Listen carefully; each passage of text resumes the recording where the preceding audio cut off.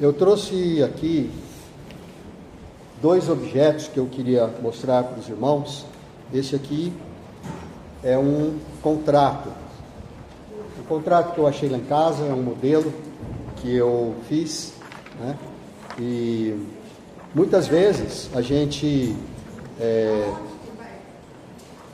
Atos capítulo 2, 37 a 41. Um contrato ele serve para a gente deixar as coisas claras, não é? A gente coloca lá todas as cláusulas. Esse contrato aqui, por exemplo, é para quando a gente sofre um acidente de trânsito e a gente tem que pagar. Então a gente combina com a pessoa: olha, eu estava errado, então eu vou pagar para você o conserto, mas aí a gente faz um contrato para que depois a pessoa não tenha outras reclamações, né? Então a gente coloca tudo isso. Então a gente faz contrato para várias maneiras, né? E a gente tem contratos que a gente faz com empresas, por exemplo, para prestação de serviços. E muitas empresas, quando a gente vai assinar um contrato, às vezes eles nos dão um brinde. Isso aqui é um brinde que eu achei lá em casa, não sei quem que ganhou, mas é de um banco, né? Eu tentei achar uma utilidade para isso, mas eu não encontrei. Eu sei que isso aqui é um ímã bem forte, né? E aí eu deixei ele grudado em alguma coisa de ferro lá em casa, né?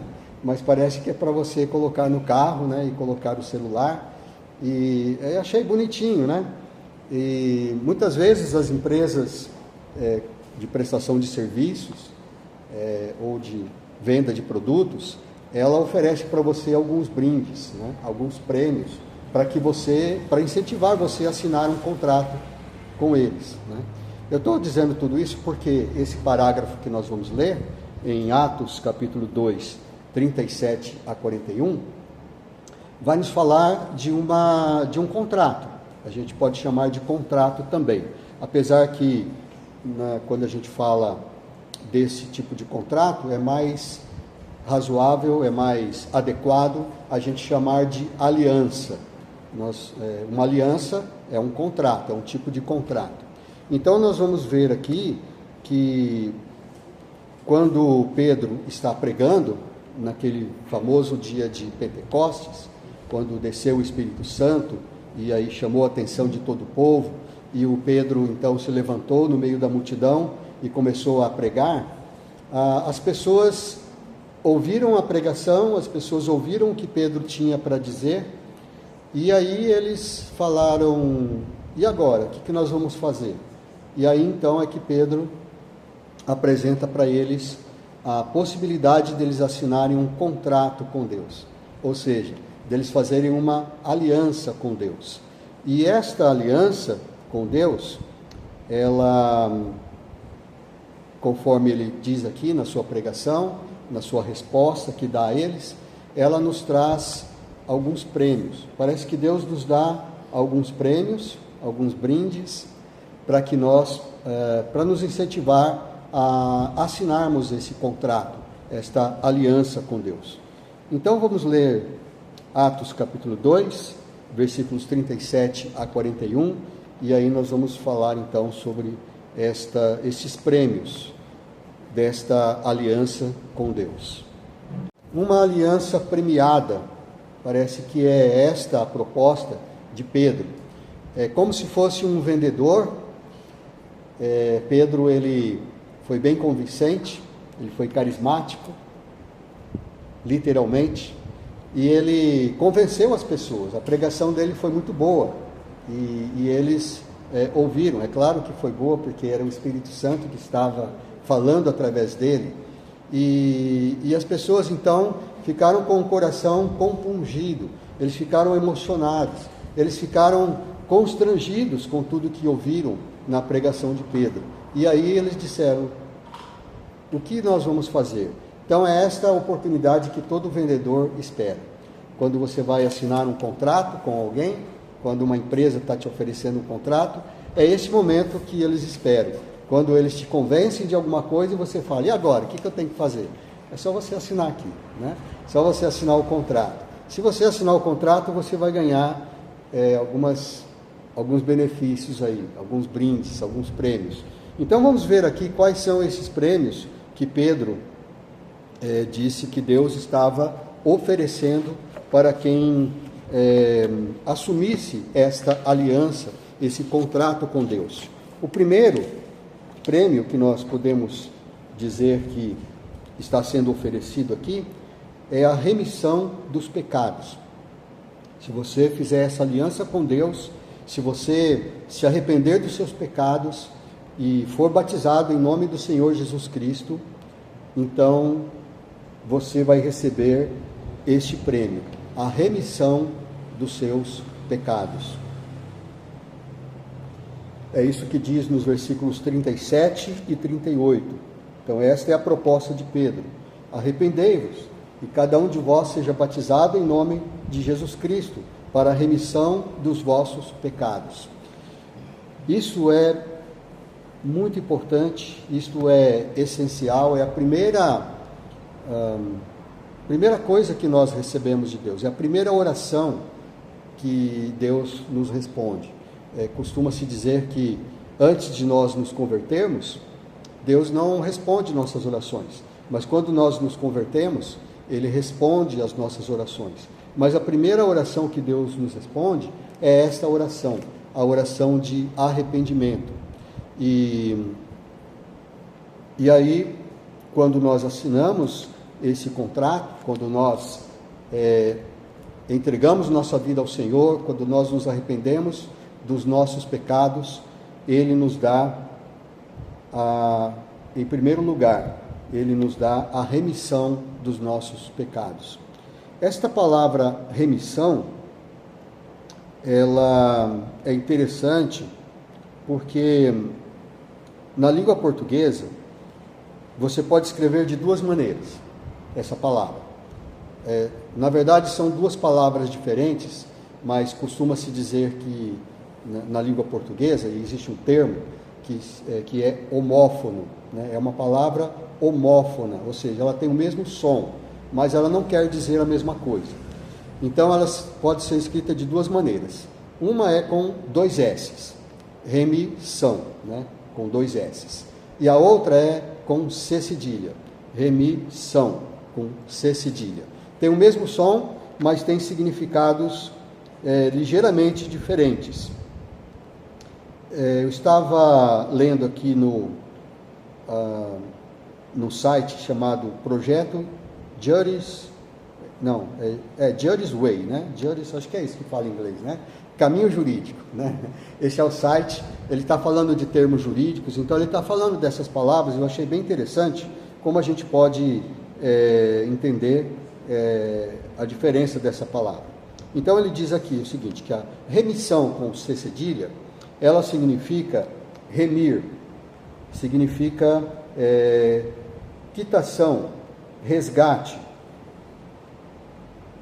E aqui, usando o termo jurídico, ela diz: o direito da remissão é transferível e cabe primeiramente ao próprio devedor.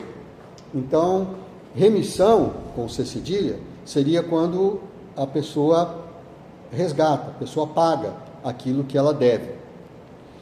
Agora, aqui no mesmo parágrafo que eles estão dizendo neste artigo, remissão com dois S's significa indulto, perdão. Então, é diferente, porque aí você não paga, mas você é perdoado desta dívida. Então, se você tem uma dívida com alguém, você pode fazer a remissão, pagando essa dívida, ou você pode receber dele a remissão, ele te perdoando essa dívida. Então, o que Deus faz conosco é remissão com dois S's. Remissão porque Ele perdoa a nossa dívida. Ele não cobra a nossa dívida. Em Salmos, é isso mesmo. Nós temos Salmos 49. Salmos 49, 7 e 8 diz assim esse versículo, esses dois versículos: ao irmão, verdadeiramente, ninguém pode remir, nem pagar por ele a Deus o seu resgate. pois a redenção da alma deles é caríssima, e cessará a tentativa para sempre. Então, aqui ele está usando esta palavra remir, aqui no Salmo, aquela remissão com C cedilha, né, do verbo que a remissão seria com C cedilha. Então, ninguém pode remir, é isso que está dizendo aqui, Salmos 49. Ninguém pode remir porque o resgate dele, né, dessa alma, é caríssima, e a sua tentativa ia cessar para sempre. Então, se você quisesse pagar os seus pecados, ou se alguém quisesse pagar por você os seus pecados, a não ser Jesus, Jesus foi uma exceção, não teria como. Se outra pessoa tivesse morrido na cruz por nós, não seria suficiente. Né? Se alguém dissesse, o Pedro falasse, não, Senhor, o Pedro era sempre, né, aquele que estava à frente, né? E ele falou que ia com Jesus até a morte, né? Depois ele acabou negando Jesus, mas ele se arrependeu, né? Mas se o Pedro falasse, não, Senhor, deixa que eu subo na cruz para morrer no seu lugar, nós não seríamos salvos. O sacrifício de Pedro não seria aceito por Deus. Por quê? Porque teria que ser alguém sem pecados. Só Jesus podia fazer isso. Jesus era o único homem que podia morrer na cruz para salvar, para remir os nossos pecados. Então ele remiu, ele fez a remissão, pagando os nossos pecados. Ele fez a remissão com C cedilha, pagando os nossos pecados. E Deus nos deu a remissão com 2 S's, perdoando os nossos pecados, porque nós nunca poderíamos pagar. Se Deus nos lançasse no inferno para ficarmos eternamente queimando no lago de fogo, íamos ficar lá eternamente e nunca pagaríamos os nossos pecados. Então, não tinha outro remédio a não ser isso. Então, Deus nos perdoou porque era impossível que nós pagássemos. E a maneira como Ele nos perdoou foi Cristo morrendo na cruz por nós. Então, se você quiser assinar esse contrato com Deus, se você fizer essa aliança com Deus, você vai ganhar a remissão dos seus pecados. Um segundo prêmio que nós encontramos aqui nesse texto está nos versículos 38 e 39. Então é a continuação do que Pedro estava falando. Ele disse, além de ser remido, né, de receber a remissão dos seus pecados, ele diz também que nos versículos 38 e 39, recebereis o dom do Espírito Santo, pois para vós outros é a promessa, para vossos filhos e para todos os que ainda estão longe, isto é, para quantos o Senhor nosso Deus chamar. Olha só que interessante, Pedro está falando de nós, não é? Ele está falando deles que estavam ali naquele momento, e ele falava, aqueles que estão longe também, lá em 2026, é para eles também essa promessa. Em 2036, se o mundo não tiver acabado até lá, né, se Jesus não tiver voltado, é para eles também. Em 2056 também, é para todos aqueles que receberem, para todos aqueles que quiserem assinar esse contrato com Deus, que é arrepender-se dos seus pecados e ser batizado em nome do Senhor Jesus. Recebe o dom do Espírito Santo.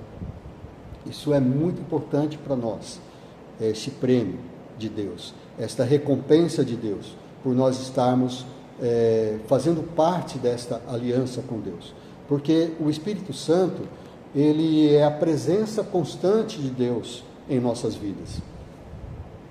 Então, quando nós nos arrependemos dos nossos pecados, e nós cremos em Jesus, e nós nos submetemos ao batismo, e nós começamos a viver para Cristo, Ele se torna o nosso Senhor e o nosso Salvador, e nós, com o nosso coração, a gente crê nele para a salvação, com a nossa boca a gente confessa a Jesus como nosso Senhor, e a gente vive para Jesus, a gente está cumprindo esta aliança com Deus, esse contrato que Deus fez por nós. E Pedro diz aqui que nós recebemos o dom do Espírito Santo.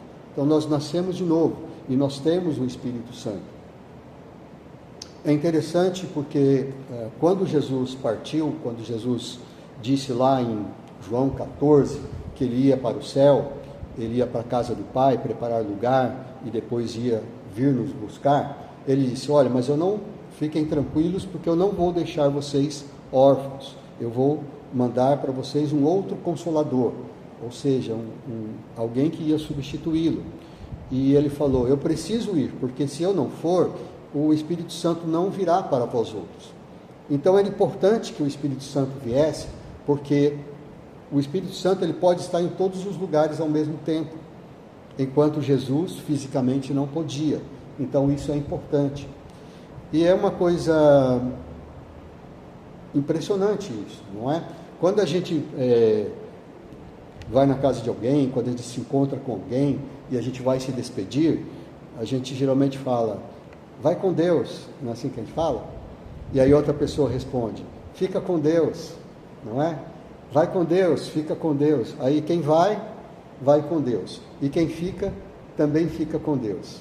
Todos ficam com Deus. Como que isso é possível?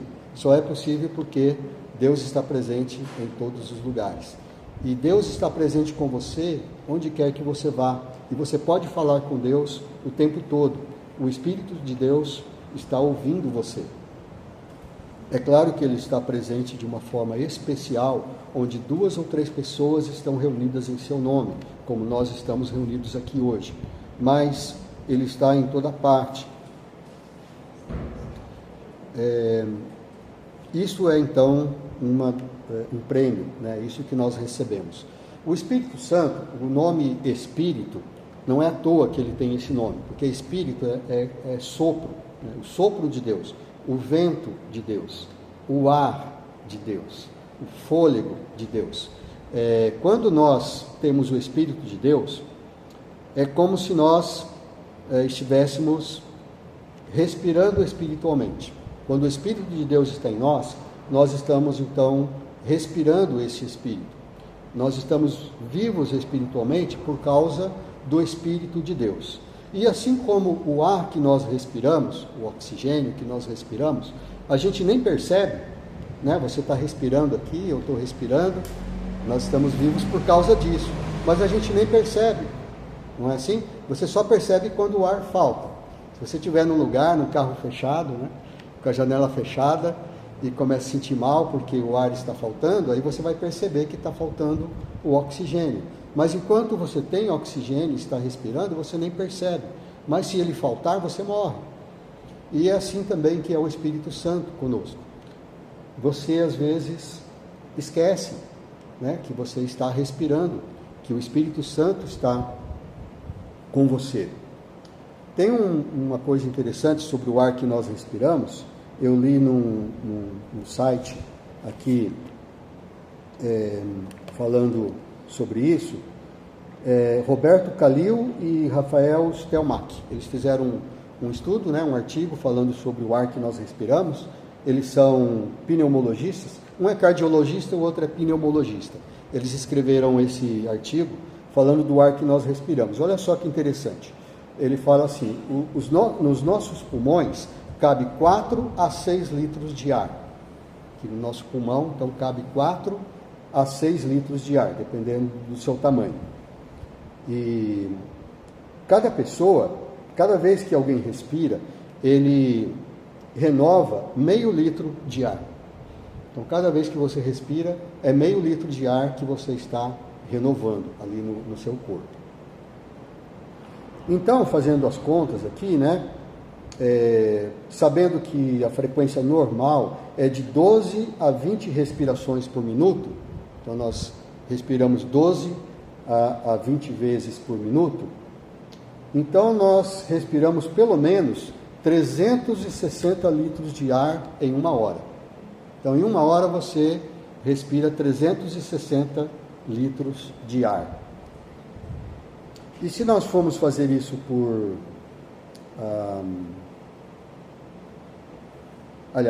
hora, desculpa, eu falei por dia, é por hora, né? 360 litros por hora, né? Que você gasta. por dia é 8.640 litros. Então, 8.640 litros de ar você precisa num dia. Olha só que suprimento, né, que nós precisamos de ar. E se a gente for pensar num ano, aí já vai para 3.153.600 litros de ar. É isso que você precisa para sobreviver. E você nem percebe, não é? Quantos litros de ar você já gastou? Quantos litros de ar Deus já supriu para você? Né? Quantos anos você está respirando? 3.153.600 litros de ar num ano. Então é assim que nós vivemos também com o Espírito de Deus. Quando nós aceitamos a Cristo, nós recebemos o Espírito de Deus. E às vezes nós nem percebemos. Pode ser que você não falou em línguas, pode ser que você não profetizou, pode ser que você não teve nenhuma visão, pode ser que você não caiu no chão, não teve nenhum momento assim de emoção profunda, mas isto acontece, porque isso acontece espiritualmente. Jesus disse que para você entrar no reino de Deus, você precisa nascer de novo. E todo aquele que nasce do Espírito, ele é Espírito. Então, esse é um prêmio que Deus nos dá, se você assinar esse contrato, né, que Deus oferece para você, esta aliança, que é arrepender-se dos seus pecados e entregar sua vida a Jesus, para Ele ser o Senhor e Salvador da sua vida. Você tem o dom do Espírito Santo. O Espírito Santo habita em você. Mesmo que você não perceba, mas você está vivendo espiritualmente através do Espírito Santo. E um terceiro prêmio que nós encontramos aqui está nos versículos 40 e 41, que eu chamei de vida abençoada. Você recebe uma vida abençoada. Você recebe de Deus a possibilidade de você fazer um ajuste de percurso em sua vida. Você estava indo para uma direção errada e você se converte, você volta para a direção certa, para onde você deveria estar andando. Aqui nos versículos 40 e 41, diz que Pedro, com muitas outras palavras, deu testemunho e exortava aquela multidão, dizendo: salvai-vos desta geração perversa. Então os que lhe aceitaram a palavra foram batizados, havendo um acréscimo naquele dia de quase 3.000 pessoas. Então ele disse para eles, né, vocês precisam se arrepender, ser batizados em nome do Senhor Jesus, para receber a remissão dos seus pecados, o dom do Espírito Santo, e vocês vão, fazendo isso também, vocês vão ser salvos desta geração perversa. Isso significa mudança de vida, significa uma vida abençoada por Deus, porque quem muda de vida, quem assina esse contrato com Deus, quem assume essa aliança com Deus e muda a sua vida passa a ser abençoada, porque antes era uma vida perversa. O que é perversidade? O que é uma vida perversa? Perverso, alguma coisa que é perversa, dá a ideia de uma coisa deformada, uma coisa que não é reta. Então a palavra perversa, ela vem com esta imagem. Nós usamos essa palavra perversidade sempre quando nós falamos de uma vida que não é reta, uma vida que é torta, uma vida que é deformada, uma vida que não é como deveria ser. Esta é uma vida perversa. E o mundo é assim, o mundo tem esta vida perversa. E quando nós mudamos, quando Deus nos dá a possibilidade de nós mudarmos a nossa vida, de nós fazermos um ajuste de percurso, ou seja, nos convertermos daquele caminho errado que estávamos andando, então a nossa vida se torna uma vida abençoada. Salmo capítulo 1, versículos 1 a 4, diz assim: bem-aventurado o homem que não anda no conselho dos ímpios, não se detém no caminho dos pecadores, e não se assenta na roda dos escarnecedores. Antes o seu prazer está na lei do Senhor, e na sua lei medita de dia e de noite. Ele é como árvore plantada junto à corrente das águas, cuja folhagem não murcha, e tudo que ele faz será bem sucedido. Os ímpios não são assim, eles são como a palha que o vento dispersa. Então, eu acho muito interessante esse salmo. Eu sempre me lembro, quando eu leio esse Salmo 1, eu lembro do pastor Gilberto. Uma vez a gente foi fazer evangelização no bosque, né? No tempo que era mais aberto lá, a gente podia ir sem fazer agendamento, né? Então toda a igreja foi lá e a gente fez lá um piquenique e a gente foi distribuir folhetos. E no devocional, o pastor Gilberto, que foi escalado para falar, e ele falou sobre o Salmo capítulo 1, e ele falou dessa progressão, e eu achei muito interessante, eu nunca me esqueci. É uma progressão que está dizendo aqui, não é? É bem-aventurado aquele que não anda no conselho dos ímpios, aquele que não se detém no caminho dos pecadores e nem se assenta na roda dos escarnecedores. Você pode até, de repente, andar sem querer no caminho dos ímpios, né? Mas se você se detém, né? Você para, então aí você já está querendo encrenca para a sua vida, não é assim? E ainda se você se assenta, aí acabou mesmo, né? Se você se assenta na roda dos escarnecedores, aí é ruim. Mas aquele que não faz isso, aquele que o prazer está na lei do Senhor e que na lei do Senhor medita dia e noite, ele é como a árvore plantada junto às águas. Então, uma árvore que é plantada perto das águas, a folhagem dela nunca murcha. Você já viu alguma árvore seca na beira do rio? Só se alguém cortou um galho e o galho caiu ali, né? Aí seca, mas senão ela vai ficar sempre verde. E é assim que nós, se andarmos, né, se nós cumprirmos à risca o contrato que nós fizemos com Deus, essa aliança, e nós andarmos com Ele, nós receberemos uma vida abençoada, porque não é uma vida perversa, porque Ele vai endireitar os nossos caminhos, Ele vai endireitar a nossa vida. E com certeza, como diz aqui a palavra, você vai ser bem sucedido. Quando a gente vê as notícias, né, quando a gente assiste o jornal, quando a gente vê as notícias aí das coisas que acontecem no mundo, a gente vê tantas coisas absurdas, às vezes não dá nem vontade da gente ouvir as notícias, não é? E então tudo isso faz parte de vidas perversas, vidas que popularmente as pessoas dizem assim: as pessoas fazem isso porque não tem Deus no coração. Não é assim que as pessoas falam? As pessoas precisam de ter Deus no coração. Então é isso que nós queremos, ter Deus no coração. E Deus no coração é o Espírito Santo habitando em nós. É nós recebermos Jesus e fazermos esta aliança com Deus. Porque o mundo é perverso, e a vida dos perversos, a gente vê as coisas absurdas que a gente vê acontecendo nos noticiários, a gente vê que realmente é porque as pessoas não têm Deus no coração. É justamente isso. É porque falta, como diz lá o Salmo, né? Parar de andar no caminho dos ímpios, parar de se deter na roda dos escarnecedores, né? De se assentar na roda dos escarnecedores. E então andar com Deus. É isso que nós precisamos. Então, irmãos, vamos fazer esta aliança com Deus.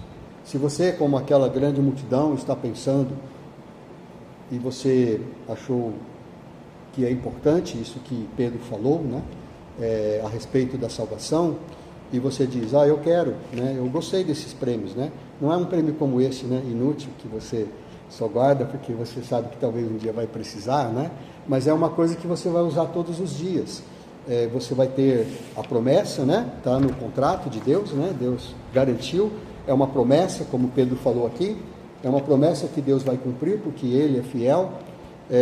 Você vai receber a remissão dos seus pecados, você vai receber a presença do Espírito Santo na sua vida, o dom do Espírito Santo, e você vai receber uma vida abençoada. Então, como um vendedor diria, né? Assine hoje esse contrato, não deixe para amanhã, né? Assine agora e receba os prêmios que Deus está te oferecendo. Não são bons esses prêmios? Não são uma bênção para nossas vidas? Então, faça essa aliança com Deus. Receba Jesus como seu Senhor e Salvador, ande nos seus caminhos, cumpra a sua parte, porque a parte de Deus, Ele é fiel em cumprir. E Ele vai cumprir. Amém? Que Deus nos abençoe, que possamos ter esse contrato também com Deus e receber esses benefícios.